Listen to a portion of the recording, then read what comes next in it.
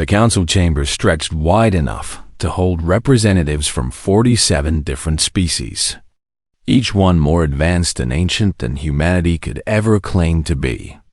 Ambassador Jake Morrison stood at the center platform, his hands clasped behind his back as he faced the assembled aliens who would decide his species' fate. The Vrexian Chancellor rose from his seat, his four eyes gleaming with what Jake recognized as contempt mixed with fear.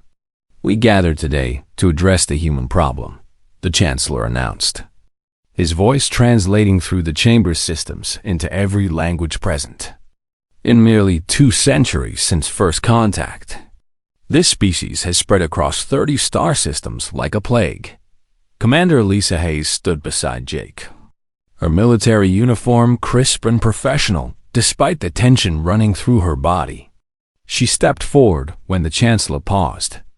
"Our expansion has been peaceful," Lisa said firmly. "Every colony we established followed proper protocols. We purchased or leased the land legally. We harmed no one." A Korthan elder, its ancient form hovering in a containment field, spoke with a voice that sounded like grinding stones. "Legality is not our concern, human. Your species reproduces too quickly. You adapt too fast. You take risks that more sensible species would never consider." Jake watched as holographic displays appeared around the chamber, showing human colonies, human ships, human cities spreading across the stars like wildfire. The images showed children playing in parks on distant worlds, farmers cultivating alien soil, engineers building impossible structures that reached toward foreign skies. "Look at what you have accomplished in 200 years, the Vrexian Chancellor continued. "What took our people 10,000 years to achieve, you did in mere centuries. You are dangerous precisely because you do not understand your own danger." Lisa's jaw tightened. "You fear us because we succeed?" she asked, her voice carrying across the chamber. "You punish achievement and innovation?" "We fear you because you do not know when to stop." A crystalline being chimed in, its voice like breaking glass. "You push boundaries. You question rules. You never accept limitations." Jake knew this was coming. The intelligence reports had warned him. The Galactic Council, comfortable in their ancient ways, saw humanity's rapid growth as a threat to the stability they cherished above all else. "Humanity seeks only to explore and grow," Jake said, keeping his voice calm and measured. "We have no interest in conquest or domination. We simply want to give our children a future among the stars." "And that is precisely the problem," the Vrexian Chancellor replied. "Your children will have children, who will have more children, spreading endlessly across the galaxy. In 1,000 years, humans will outnumber every other species combined." The chamber fell silent as the weight of those words settled over everyone present. Jake knew the mathematics were correct. Human population growth exceeded every other known species by factors of 10 or more. But that was not humanity's fault. It was simply their nature. "We cannot change who we are," Lisa said quietly. "Would you ask us to stop having children? To limit our dreams? To deny our people the right to build new homes?" "We ask you to leave," the Vrexian Chancellor said flatly. The words hit Jake like a physical blow. "Leave?" he repeated. "The Galactic Council has reached a decision," the Chancellor continued. "Humanity is hereby expelled from Council space. You have 1 standard year to withdraw all colonies, all outposts, all presence from any system under Council protection." Jake felt the floor seem to tilt beneath him. "You cannot do this," he said, his voice rising despite his efforts to stay calm. "We have done nothing wrong. We followed every law, every regulation, every guideline you gave us. You exist." The Korthan elder said simply. "That is enough." Lisa stepped forward, her hand moving toward Jake's arm to steady him. "Where are we supposed to go?" she demanded. "We have billions of people living in these colonies. They built homes here. They raised families here. Return to your home system, the Chancellor said without emotion. Confine yourselves to the Sol system and the space immediately surrounding it. Any human vessel detected in Council space after the deadline will be destroyed without warning. This is exile, Jake said, the word tasting bitter on his tongue. You are condemning billions of innocent people because you are afraid of what we might become. We are protecting trillions of lives across the galaxy. The Chancellor countered. The Council has spoken. The vote was 39 in favor, 8 opposed. Humanity will withdraw or face military action. Jake looked around the chamber, searching for allies among the assembled species. A few met his eyes with what might have been sympathy, but none spoke in humanity's defense. The Council had made its decision, and nothing he said would change it. History will judge you for this, Jake said quietly. You punish a species not for what they have done, but for what you fear they might do. History is written by survivors, the Vrexian Chancellor replied. We intend to survive. The session ended with a formal declaration that would be transmitted across the galaxy. Humanity was no longer welcome among the stars. Jake and Lisa walked back to their ship in silence, both too stunned to speak. Only when they were safely aboard did Lisa finally break down, slamming her fist against the bulkhead. 200 years of cooperation, she said, her voice shaking with anger. 200 years of following their rules. And they throw us out like garbage. Jake sat heavily in the command chair, his mind racing through impossible scenarios. We need to inform Earth, he said quietly. President Walsh needs to know what is coming. The journey back to Earth took 3 weeks through the Council's Jumpgate network. 3 weeks during which news of humanity's exile spread across the galaxy like wildfire. Some species celebrated, relieved that the fast-growing humans would no longer compete for resources in space. Others watched with quiet concern, wondering if they might be next, if the Council decided they too were growing too quickly or changing too fast. Jake spent those weeks preparing his report, choosing every word carefully. He knew this would devastate humanity. Billions of colonists would need to abandon everything they built. The dream of a future among the stars would die, or would it? As Jake stared out at the stars rushing past, a different thought began to form in his mind. The Council controlled the known galaxy, the map systems, the safe routes between established worlds, but the galaxy was vast beyond measure. With billions of stars, the Council had never bothered to explore. What if humanity did not retreat in defeat?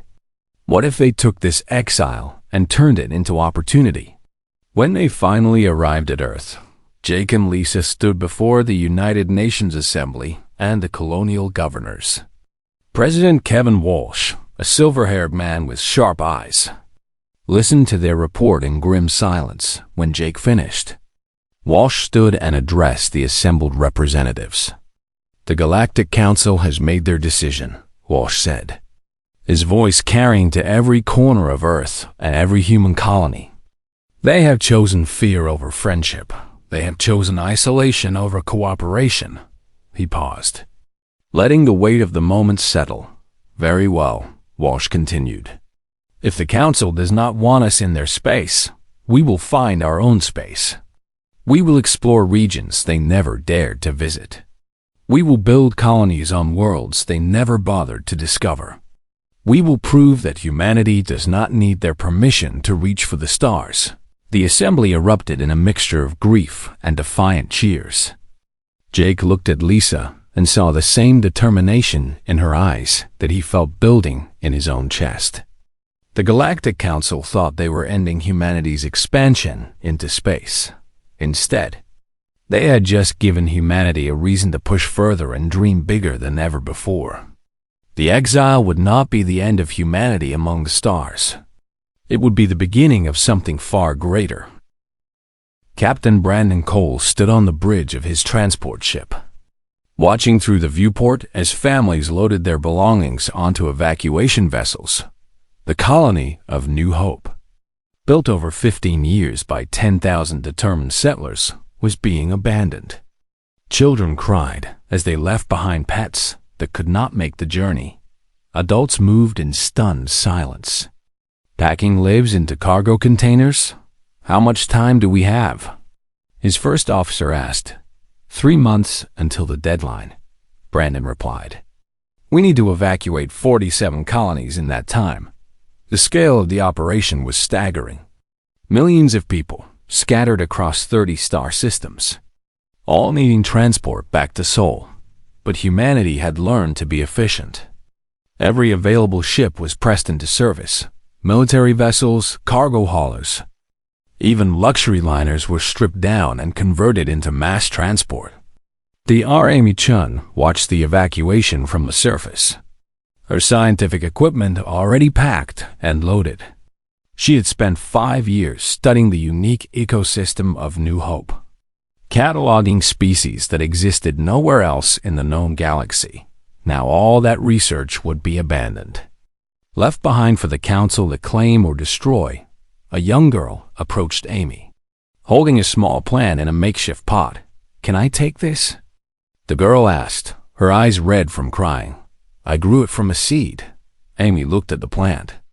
Recognizing it as a hybrid, the colonists had developed by crossbreeding Earth and local species. Yes, Amy said gently, taking the pot and carefully placing it in her personal bag. We will take as much as we can, every seed, every sample, every piece of knowledge we gained here. The girl smiled weakly and ran back to her parents. Amy made a mental note. Humanity would need to remember everything they learned out here, because someday they would return to the stars, back in the Sol system. The returning colonists faced a different kind of chaos. Mars became the primary receiving station, its facilities overwhelmed by the sheer number of arrivals. Engineer Nicole Parker worked 18-hour shifts expanding the habitation domes to accommodate the flood of refugees. We need more space, she told her construction teams. Double shift everything. Use every spare part we have. The asteroid belt shipyards, usually quiet except for maintenance work, suddenly roared to life. President Walsh had announced the Frontier Initiative within days of the Exiled decree. If humanity could not use Council space, they would create their own infrastructure. Nicole found herself promoted from senior engineer to director of Sol system development. Her first task was simple but massive. Turn the solar system into a fortress and a factory. Mars will be our industrial heart, she explained to the planning committee.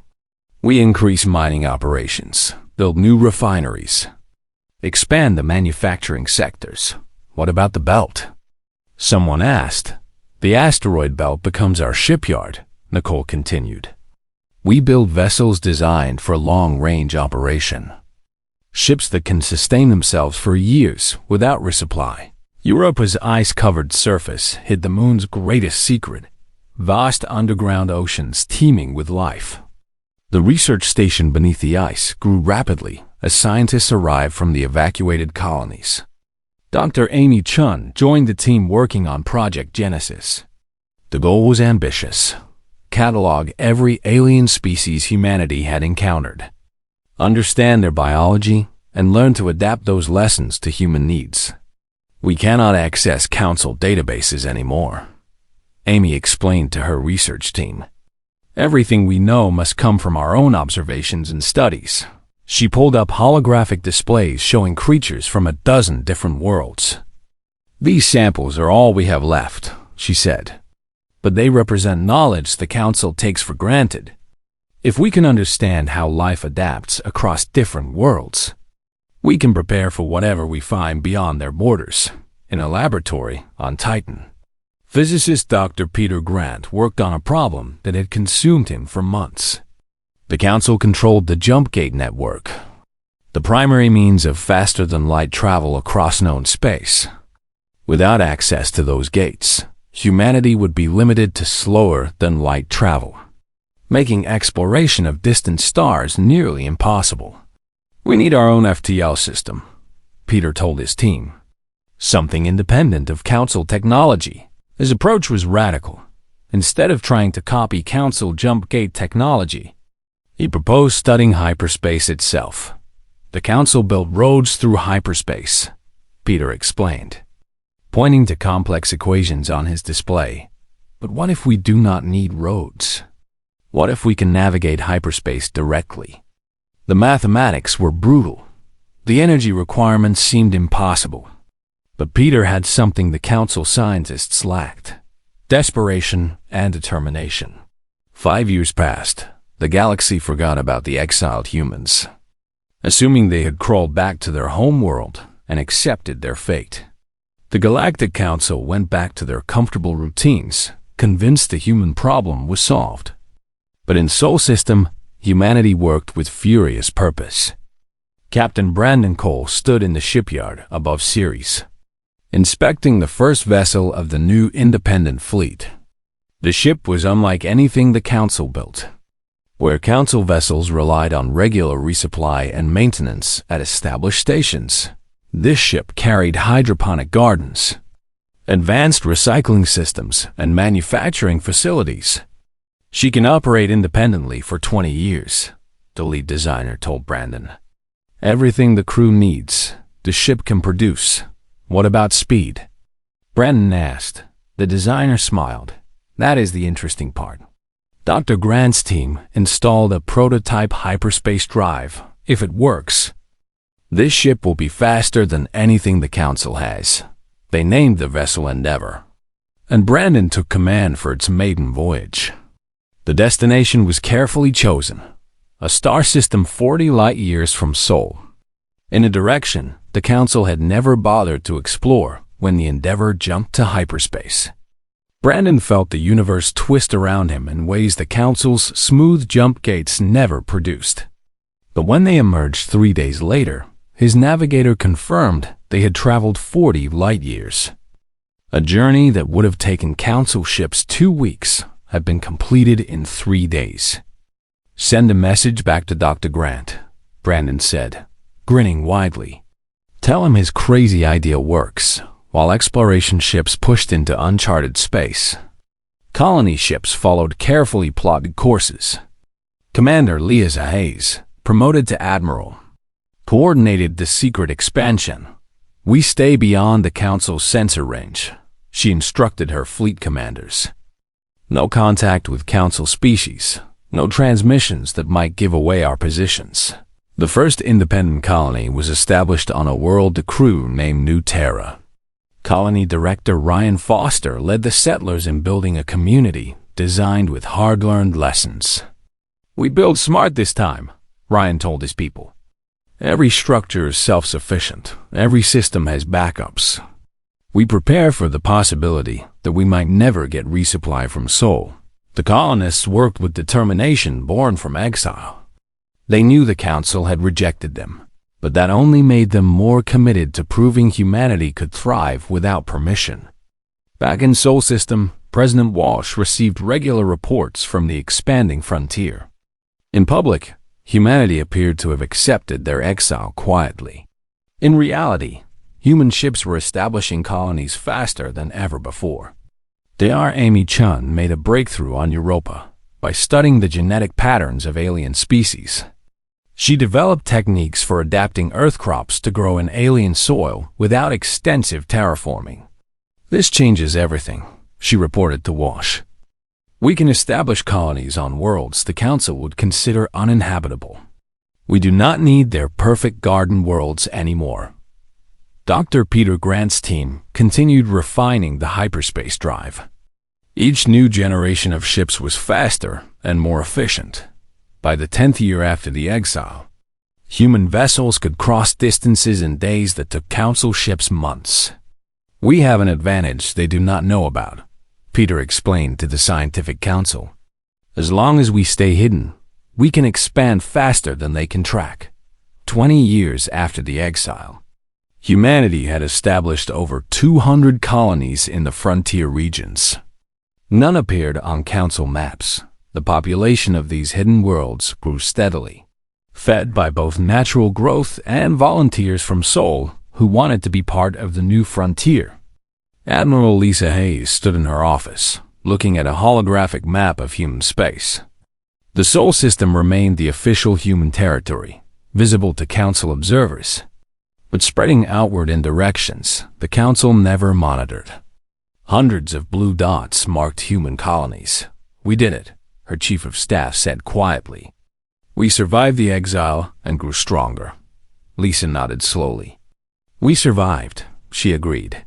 "Now we need to make sure we stay ahead." The Council feared our growth before. Imagine what they would do if they knew the truth. Somewhere in the frontier, Scout Commander Jake Morrison, son of the former ambassador, piloted his stealth ship along the boundary of Council space. His mission was simple: watch for Council activity and make sure humanity stayed undetected. As he monitored Council transmissions, Jake smiled grimly. The Council still believed humanity was confined to Sol, weak and broken by exile. They had no idea that the species they feared had grown more powerful in isolation. The galaxy would learn the truth eventually. But for now, humanity worked in the shadows, building an empire the Council could not imagine. Scout pilot Megan Torres checked her instruments for the third time, not quite believing what they showed. Her small exploration vessel drifted at the edge of an uncharted system, its passive sensors detecting something that should not exist. "Control. This is Scout 7. She transmitted back to the nearest human outpost. "I am picking up massive energy signatures. Artificial structures detected across multiple planets in this system." The response took several minutes due to the distance. "Scout 7. Confirm artificial. Could these be natural formations?" Megan adjusted her sensors and moved closer, her heart pounding. "Negative. Control. These are definitely constructed, and they are old. Really old." The structures became clearer as she approached. Massive towers reaching hundreds of kilometers into space, platforms the size of moons. Installations built with technology that made even human advances look primitive. But everything was dark, silent, abandoned. "Control. I think I found ruins from a precursor civilization," Megan reported, her voice shaking with excitement. "Requesting science team immediately." Dr. Amy Chun arrived 3 weeks later aboard a research vessel. She stood on the surface of the first structure they explored, running her gloved hand along walls made from materials her scanner could not identify. "How old is this?" asked her assistant, a young scientist named Chris Murphy. "Millions of years," Amy replied, checking her dating equipment. These builders were active long before the Council species even developed spaceflight. The team spent months exploring the network of structures. They found data archives, manufacturing facilities, laboratories, and living spaces designed for beings completely different from any known species. They called themselves the Precursors, Amy announced after decoding some of the ancient records. And they were far more advanced than anything in the current galaxy. The most incredible discovery came when Chris accidentally activated a still-functioning terminal. Holographic displays sprang to life, showing star maps, technical diagrams, and what appeared to be instruction manuals. "It still works," Chris whispered in awe. "After millions of years, their technology still functions." Amy immediately contacted Admiral Lisa Hayes and Dr. Peter Grant. "You need to see this," she said over the secure channel. "The Precursors left behind working technology, and I think we can learn from it." Dr. Peter Grant arrived with a team of engineers and physicists. What they found exceeded their wildest dreams. The Precursor hyperspace technology operated on principles Council science had never discovered.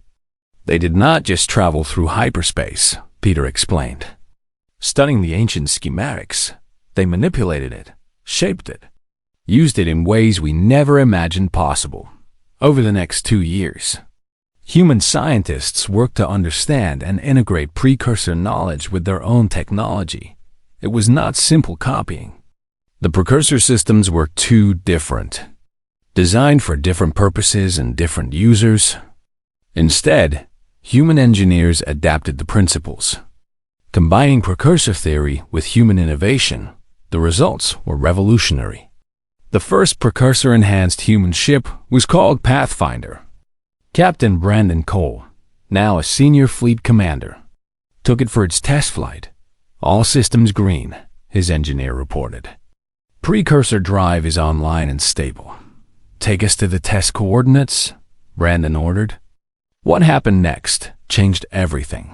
The Pathfinder crossed 500 light-years in less than 6 hours, a distance that would have taken the fastest Council ship 3 months. When Brandon reported back to command, the implications were clear. "We can move faster than anyone in the galaxy," he said. "We can explore regions the Council cannot reach. We can respond to threats before the Council even detects them." But speed was only the beginning. The precursor ruins also contained information on energy shields, advanced materials, medical technology, and manufacturing processes. Human engineers worked to adapt each discovery.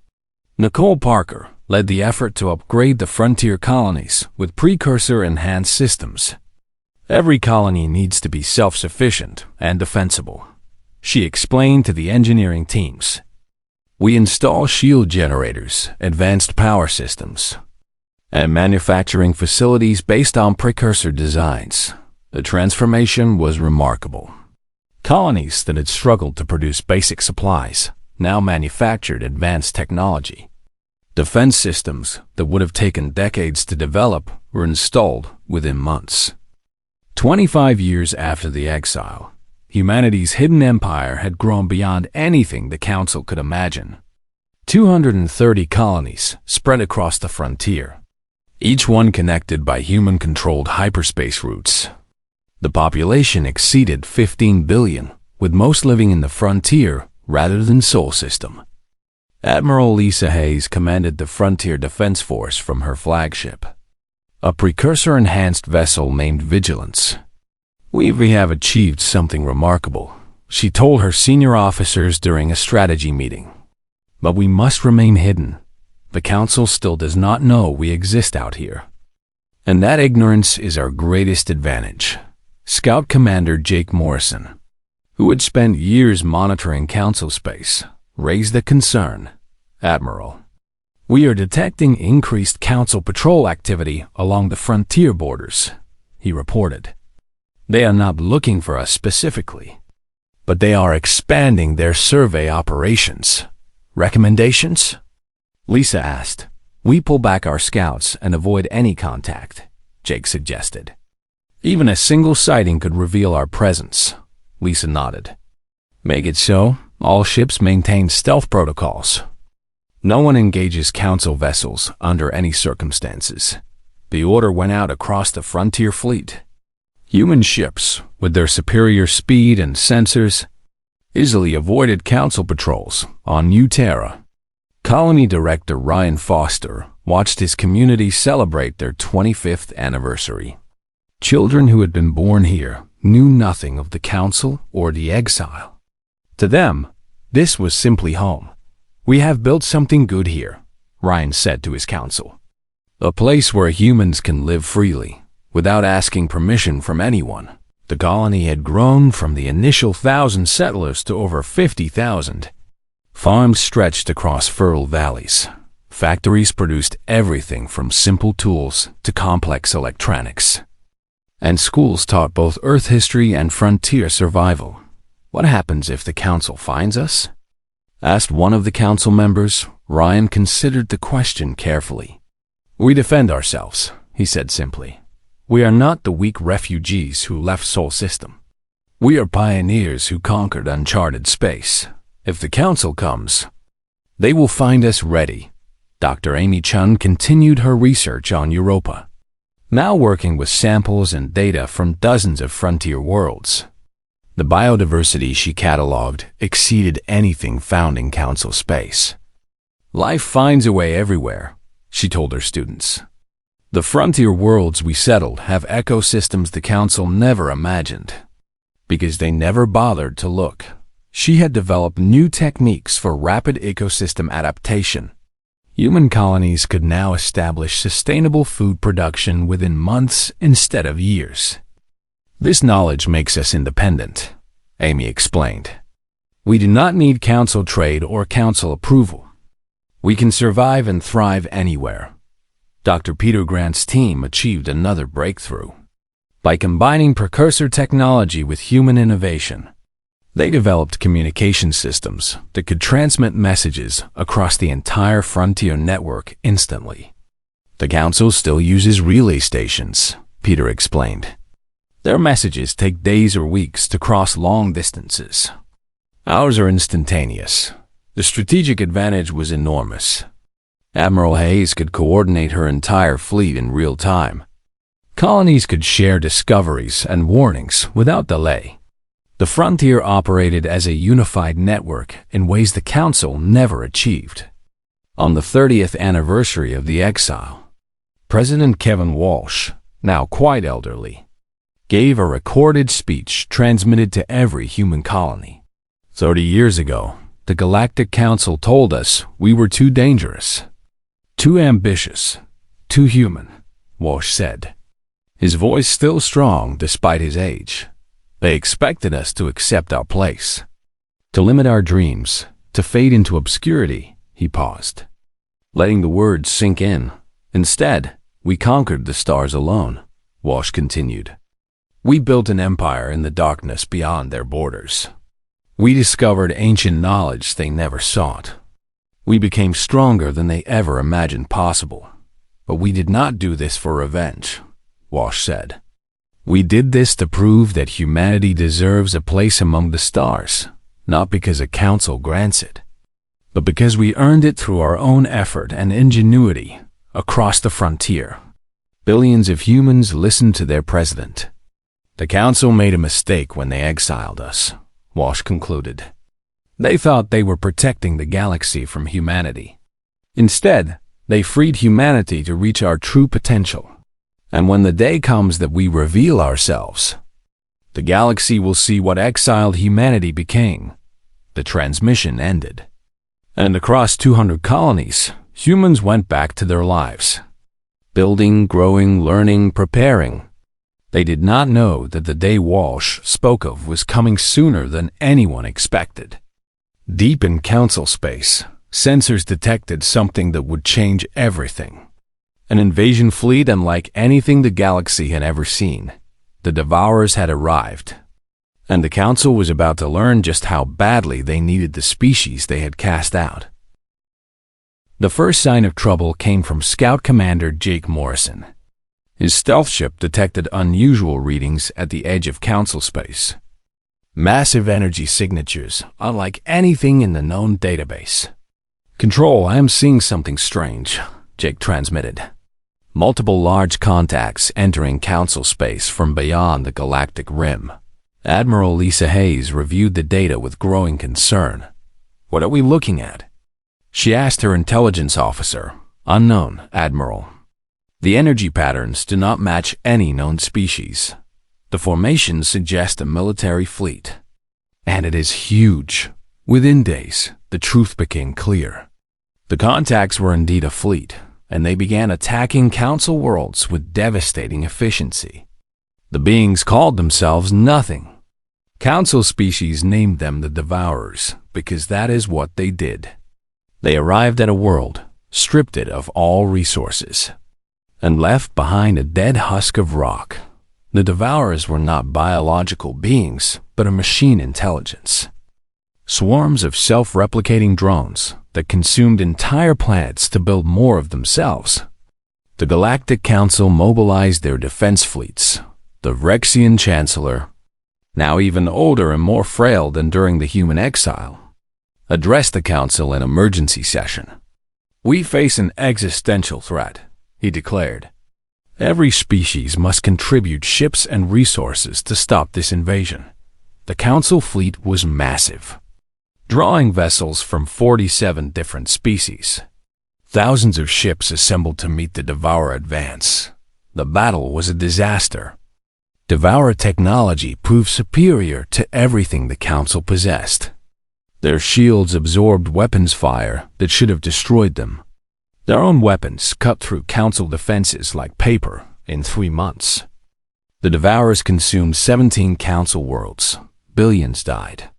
The Council fleet was pushed back system by system, unable to slow the relentless advance in the Frontier Defense headquarters. Admiral Lisa Hayes called an emergency meeting of senior command. The Devourers are advancing toward sectors that will eventually reach our space, she explained, showing the projected invasion route. At their current speed, they will reach the frontier within 2 years. Why should we care? Asked one commander, an older officer who still remembered the exile. The Council threw us out. Let them face the consequences. Lisa understood the sentiment. She had felt the same anger, the same desire to watch the Council suffer for their decision 30 years ago. But Ambassador Sophie Grant, daughter of Dr. Peter Grant, stood and addressed the assembly. I understand the anger, Sophie said, her voice calm but firm. The Council exiled us unjustly. They feared us and cast us out. But are we going to become what they feared? She looked around the room. If we stand aside and let billions die, we prove the Council was right to fear us, Sophie continued. We prove that humans only care about ourselves. But if we help, we prove that humanity is better than their fear. We prove that we deserved a place among the stars all along. The debate lasted for hours. Some argued for isolation, for letting the Council face their own problems. Others argued for intervention, for proving humanity's worth. Finally, Admiral Hayes called for a vote. The decision would be transmitted to every colony, every ship, every human in the frontier. Should humanity intervene to stop the Devourers, even knowing the Council exiled us? The vote took 2 days. When the results came in, Admiral Hayes read them with tears in her eyes. 73% voted to help. Humanity has spoken, she announced. We will not abandon the galaxy, even if the galaxy abandoned us. But Lisa made one thing clear to her commanders. We do not go as beggars asking to be accepted, she said firmly. We go as equals, demonstrating what humanity has become. The Council will see that the species they exiled has grown stronger than they ever imagined. Captain Brandon Cole, now a fleet admiral, took command of the military operation. We have 3,000 ships ready for combat, he reported, all equipped with precursor-enhanced weapons and shields, all crewed by people who know what they are fighting for. Dr. Amy Chun contributed her biological warfare team. The Devourers are machines, but machines have programming, she explained. We have developed a digital virus that can disrupt their coordination. It will not destroy them, but it will make them vulnerable. Dr. Peter Grant's team prepared the final surprise. Our hyperspace capability means we can hit the Devourers from directions they do not expect, he said. We can coordinate attacks across multiple systems simultaneously, something the Council cannot do. The Frontier Council, a democratic body representing all human colonies, gave final approval. President Ashley Morgan, who had succeeded the late Kevin Walsh, addressed all of humanity. Today we reveal ourselves to the galaxy, Morgan said, not as the frightened refugees who left Council space, but as the civilization we became in exile. We do this not for gratitude or acceptance. We do this because it is right. The Devourer fleet approached Celesta Prime, the Council homeworld. The Vrexian Chancellor watched from the Council chamber as his defensive fleet made their last stand. We cannot hold them, his military advisor reported. The Devourers will break through within hours. The Chancellor sat heavily in his seat. After thousands of years, the Galactic Council was about to fall. Then the sensors detected something impossible, Chancellor. We are reading massive hyperspace signatures, the sensor operator called out. Thousands of ships emerging. Reinforcements? The Chancellor asked, hope rising in his voice. No, sir. These signatures are unlike anything in our database. The ships are, The operator paused, checking and rechecking his readings. Sir, they are human. The council chamber fell silent. On every display, human ships appeared from hyperspace. Thousands of vessels bearing names like Defiance, Independence, Freedom, and Perseverance. Ships larger and more advanced than anything humanity possessed 30 years ago. Admiral Lisa Hayes broadcast on all council frequencies. Galactic Council. This is Admiral Hayes of the Frontier Defense Force, she announced. We have come to assist with the Devourer threat. The Vrexian Chancellor stared at the displays in disbelief. Impossible, he whispered. They were supposed to be confined to Sol. Broken and defeated, but the evidence was undeniable. The human fleet moved with precision and speed the Council had never witnessed. Ships that should not exist, using technology that exceeded Council understanding. Commander Ryan Foster led the fighter squadrons. His pilots flew with coordination enabled by the instant communication network. They struck at the Devourers like a surgical blade, hitting weak points and withdrawing before the machines could respond. Target their processing nodes, Ryan ordered. Make them unable to coordinate. Dr. Amy Chun's virus was deployed through specialized missiles. When it hit the Devourer network, the effect was immediate. Thousands of drone ships suddenly lost coordination, attacking each other or simply drifting aimlessly. The virus is working, Amy reported from her science vessel. Devourer efficiency dropped by 60%. The human ships used weapons the Council had never seen. Beams of pure energy cut through Devourer shields. Missiles that phased through conventional defenses. Point defense systems that intercepted every incoming attack. How do they have this technology? The Vrexian Chancellor demanded. No one could answer. Captain Brendan Cole commanded the flagship Triumph. His tactical display showed the entire battle. 3,000 human ships against a Devourer fleet 5 times that size, but the humans fought smart, using superior speed and coordination. Alpha Group, hit their left flank, Brandon ordered. Beta Group, prepare for hyperspace strike on their rear positions. The human ships executed maneuvers impossible with Council technology. They jumped in and out of hyperspace mid-battle, appearing behind Devourer formations and disappearing before retaliation.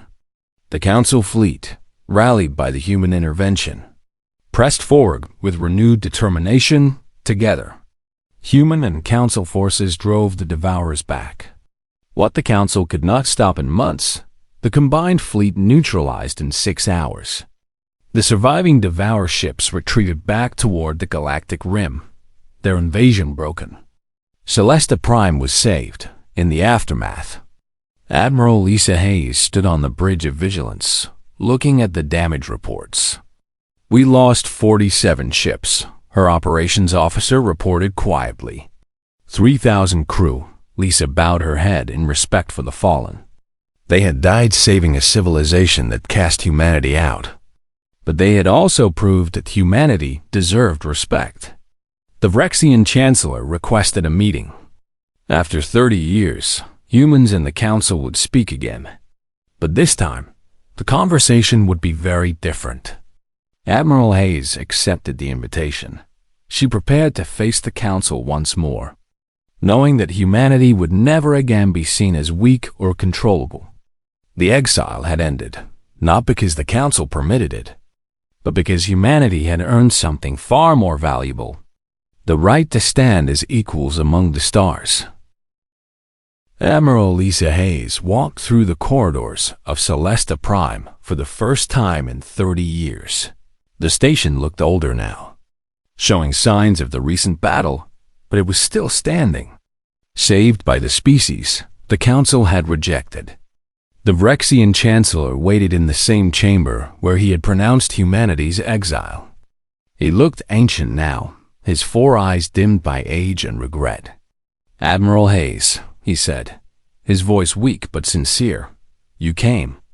After everything we did to your people, you came to save us. Lisa stood tall, her uniform crisp, her bearing that of someone who commanded respect rather than asked for it. "We came because billions of innocent lives were at stake," she replied. "We came because it was the right thing to do. Regardless of past injustices," the Chancellor gestured to the seats around the chamber.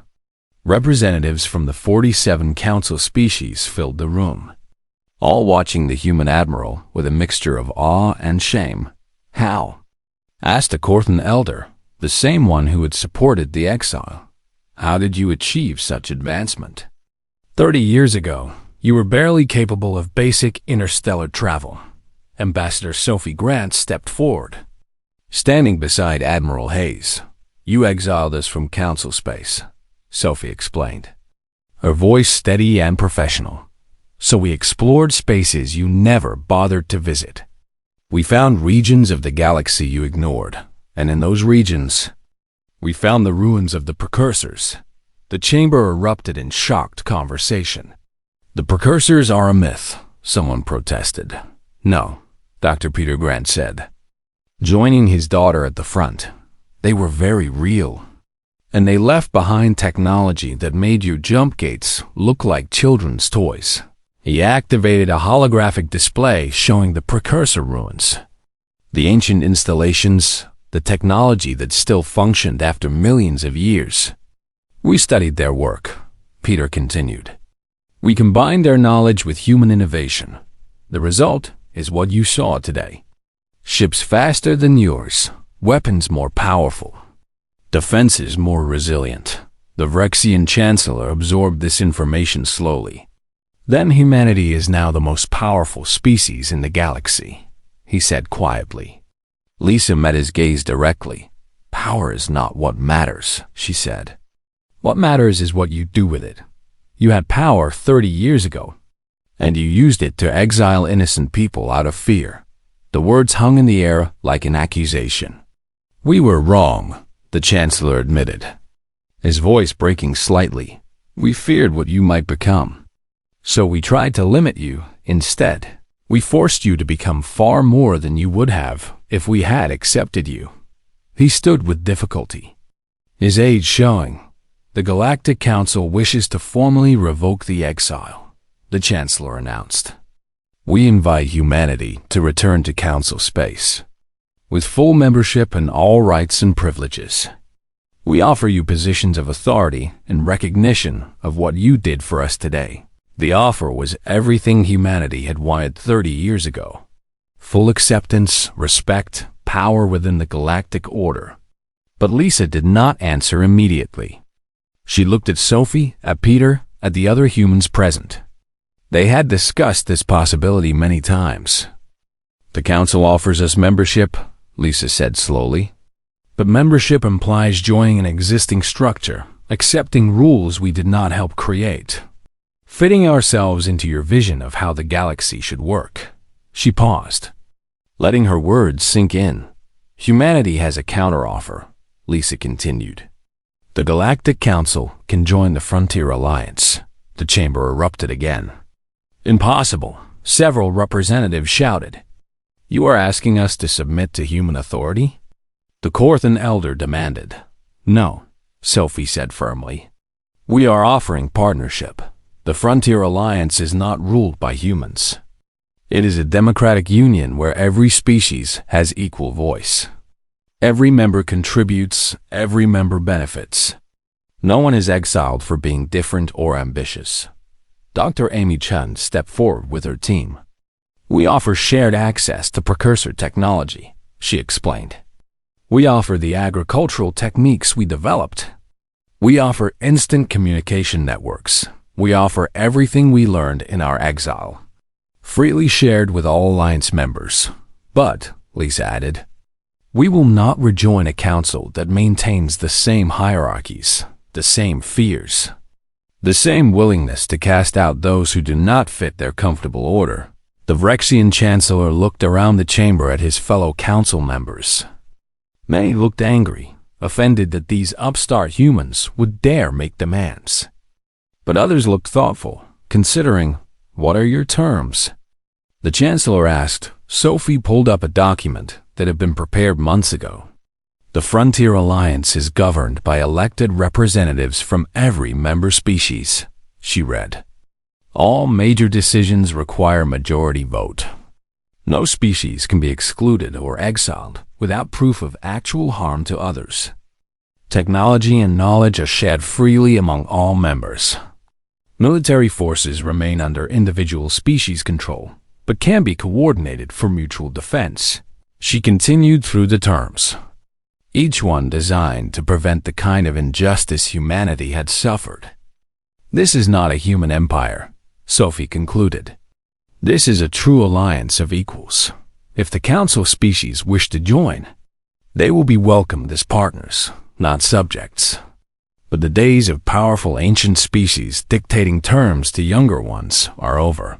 The debate lasted for 3 days. Some Council species refused outright, unwilling to give up their privileged positions, but others, especially those who had watched their worlds nearly fall to the Devourers, saw the wisdom in change. The Corthan elders surprised everyone by speaking in support. I voted to exile humanity, he admitted. I did so because I feared change. I feared losing the comfortable order we had maintained for millennia, but that comfort made us weak. We grew stagnant while the humans grew strong precisely because they faced challenges we avoided. He looked directly at Admiral Hayes. I was wrong, he said simply, and I support joining this Frontier Alliance. Perhaps it is time the old learned from the young. Over the following weeks, 41 of the 47 Council species voted to join the Frontier Alliance. The 6 who refused were allowed to remain independent, with open invitations to join whenever they chose. The transition was not smooth. Ancient bureaucracies had to be dismantled. New systems had to be established. Species that had barely spoken to each other for centuries had to learn to work together. But gradually, the alliance took shape. Captain Brandon Cole, now semi-retired, took command of the first mixed exploration fleet. His flagship Unity carried crew members from 17 different species. Our mission is simple, Brandon told his diverse crew. We explore the frontier together. We find new worlds, we make new discoveries, and we prove that cooperation works better than isolation. The Unity's first voyage took them to regions even human scouts had not reached. They found habitable worlds, ancient artifacts, and even encountered new species who had never known the Council existed. We invite them to join the Alliance as equals, Brandon explained. No conquest, no forced integration. Just the offer of friendship and mutual benefit. Dr. Amy Chun established the Frontier Academy on a neutral station. Students from dozens of species studied together. Human teachers shared precursor technology. Alien instructors taught their own specialties. Knowledge grows when shared, Amy told her first class of mixed species students. The Council hoarded knowledge, kept secrets, maintained advantages. The Alliance shares everything, because we are stronger together than apart. Jake Morrison, the former Scout commander, became the Alliance's chief of intelligence. His job was to watch for new threats while ensuring the Alliance operated with transparency. We monitor for dangers, not for control, Jake explained to new recruits. Every member species has access to the same intelligence. We do not keep secrets from our partners. On the anniversary of the Exiled decree, a ceremony was held at a memorial built on Celesta Prime. President Ashley Morgan gave the dedication speech. 40 years ago, the Galactic Council told humanity we were too dangerous to remain among the stars, she said. They were right to fear us, but not for the reasons they thought. She gestured to the memorial, which listed the names of every human who died during the exile and the war against the Devourers. We were dangerous because we refused to accept limitations, Morgan continued. We were dangerous because we would not stop dreaming, growing, exploring. But that danger became strength when we used it to save those who cast us out. The memorial bore an inscription in every Alliance language. It read simply, "They exiled us to the darkness. We returned with the light." Admiral Lisa Hayes, now retired, attended the ceremony with her family. She watched young humans and aliens working together, laughing together, building a future together. Was it worth it? Her granddaughter asked. All the pain of the exile, all the struggle. Lisa thought about the question carefully. Without the exile, humanity would have joined the council and become like them, she said. Comfortable, stagnant, afraid of change. The exile forced us to become something better. It gave us a reason to reach further and dream bigger. She smiled at her granddaughter. So yes, it was worth it, Lisa concluded. Not because of the pain, but because of what we became despite the pain in the frontier regions. Human colonies thrived alongside new settlements from allied species. Children born there knew nothing of the old divisions. The old fears to them, the galaxy was simply home. A place of infinite possibility. The Devourers remained a day,